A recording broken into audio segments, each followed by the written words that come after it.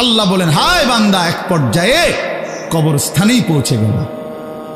এখানে ডাইরেক্ট কথা, শেষ পর্যন্ত কবরস্থানে চলে গেলা।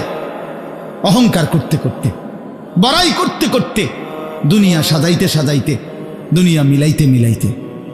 এ কথার দুই অর্থ। এবার এক হলো সরাসরি ওদেরকে বলছে কাজটা তোমরা ভালো করলা না, আরেকটা হলো আমাদের সবাইকে বলছে, আমার বান্দারা, তোমরা যারা এই পরিমাণ দুনিয়া নিয়ে ব্যস্ত হইলা, দুনিয়া সাজাইতে লাগলা, যে এক পর্যায়ে এই দুনিয়া সাজাইতে সাজাইতেই হাত্তা জুরতুমুল মাকাবির, কবরে পৌঁছে গেলা, একদিন মরে গেলা, অথচ আখিরাতের কোনো পুঁজি নাই, কবরের কোনো সামান নাই।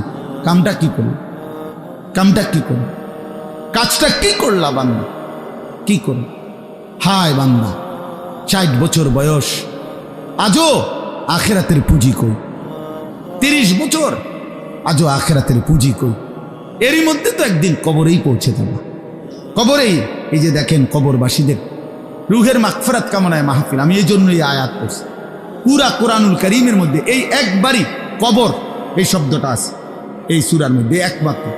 হাত্তা জুরতুমুল মাকাবির, এই কবরস্থান, কবর, এই কথাটা কোরআনের এই সূরাতেই আছে। শুন, আল্লাহ তাআলা বলেন, বান্দা, দুনিয়ার লোভে ডুবে আখিরাতকে ভুলে তুমি বাড়ানোর নেশা, তোমার প্রতিযোগিতা, আরো চাই, আরো চাই, আরো চাই, আরো চাই, এটা তো একদিন তোমার কবরস্থানেই পৌঁছায় দিল। কবরস্থানে পৌঁছায় দিল। আমার বাপ, আমার বন্ধু, আমার জওয়ান সাথী, সবাই নিয়ে ভাবি, আমিও আপনিও, ইনসাফের সাথে। দুনিয়া আমারে কি পরিমাণ ব্যস্ত করে দিল। 60 বছরের বয়স্ক মানুষ, 70 বছরের বয়স্ক মানুষ, হিসাব শুধুই দুনিয়া। হিসাব করতেছে এখনো দুনিয়া। দুনিয়া মিলছে খুশি, দুনিয়া মিলে নাই খুশি নেই। যখন দুনিয়া মোটামুটি গুছাইতে পারছে তৃপ্ত, আর দুনিয়া গুছাইতে পারে নাই অতৃপ্ত। অসংখ্য মানুষকে শুনবেন দুনিয়া গুছাইয়ে ফেলছে। 3টা ছেলে বিদেশ পাঠাইছি হুজুর, 4টা মেয়ে বিয়ে দিছি, বাড়িতে একটা বিল্ডিং করছি, 4টা রুম, ভিতরে 2টা বাথরুম, আল্লাহর রহমতে রাস্তার লগে কুদ্দুর জায়গা কিনছি, ব্যাংকেও কিছু টাকা পয়সা জমছে, বাজার সদাই কইরা খাইয়া পইরা আল্লাহর রহমতে আপনাকে দোয়ায়, 10 জনের দোয়ায় ভালো আছে। খালাস, জিন্দিগি মিলে গেছে, জীবনের টার্গেট অর্জন হয়ে গেছে। চাচা তৃপ্ত, 60 বছরের বয়স্ক বাবা তৃপ্ত হয়ে গেছে। তার পৃথিবীতে আসার উদ্দেশ্য অর্জন হয়ে গেছে। পৃথিবীতে আসছিল ফোলা বিদেশ পাঠাইছে। পৃথিবীতে আসছিলেন মেয়ে বিয়ে দিতে, মেয়ে বিয়ে দিছে। দুনিয়ায় আসার 60 বছরের একটা টার্গেট ছিল, একটা বিল্ডিং করবে, বিল্ডিংটা হইছে, আলহামদুলিল্লাহ। আর তো চাচা কবর, হাসরের ময়দান, ফুলসেরাত, মিজান, আমল নামা, জান্নাত জাহান্নাম, এগুলো কার জন্য? এগুলো কার জন্য? এগুলো কার জন্য? কই সেগুলোর কথা তো বললেন না। ইয়ালামুনা যাহিরাম মিনাল হায়াতিদ দুনিয়া, দুনিয়া তো খুব বুঝলা বান্দা, ওহুম আনিল আখিরাতি হুম গাফিলুন, আখিরাতের ব্যাপারে তো গাফিল হয়ে রইল। যুবক ছেলে, তোমাদের হালাত কি? তোমরা মনে করছো তোমাদের লজ্জাস্থানের যৌনতার একটা শাহওয়াত আছে, চাহিদা আছে।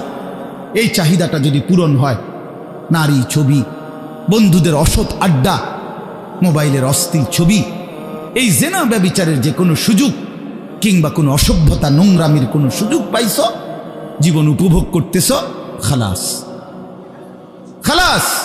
কোথায় নামাজ, কোথায় আখেরাত, কোথায় মৃত্যু, কোথায় কবর? আহা বাফ, কিছুই মনে করাইল না, কিছুই মনে করাইল, কিছুই মনে করাইল। এরই নাম জিন্দিগি, এরই নাম মুসলমান। এখানেই জীবনের সমাপ্তি, আর কিছু নাই। কবর বলতে কিছু নাই, আখিরাত বলতে কিছু নাই। আল্লাহ তাআলা বলেন, বান্দা, আল্লাহকুমুত তাকাসুর, আহা বান্দা, দুনিয়ার নেশা তো তোমাদেরকে ভুলায় দিল আখিরাত। হাত্তা জুরতুমুল মাকাবির, এরই মাঝে তো একদিন কবরেই পৌঁছে গেলা।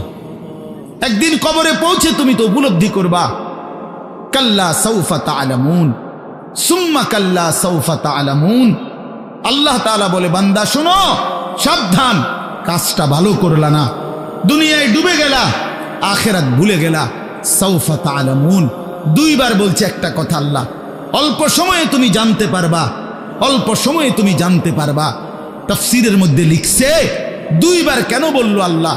আল্লাহ বলেন, হে নাফরমান বান্দা, তোমারে আমি একবার কবরে আযাব দিয়া বুঝাবো তোমার এই নাফরমানির পরিণতি কি, আরেকবার হাসরে নিয়া জাহান্নামের আযাব দিয়া বুঝাবো তোমার এই নাফরমানির পরিণতি কি।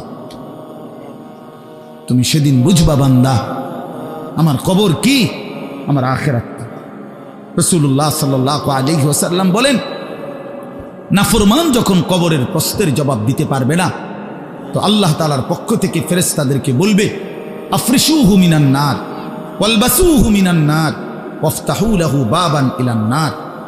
আমার বান্দার কবরের মধ্যে জাহান্নামের বিছানা বিছিয়ে দাও, জাহান্নামের পোশাক পরিয়ে দাও, জাহান্নাম বরাবর দরজা খুলে দাও। ফেরেশতারা এই তিনটা কাজ করে এই ফেরেশতারা সরে যাবে।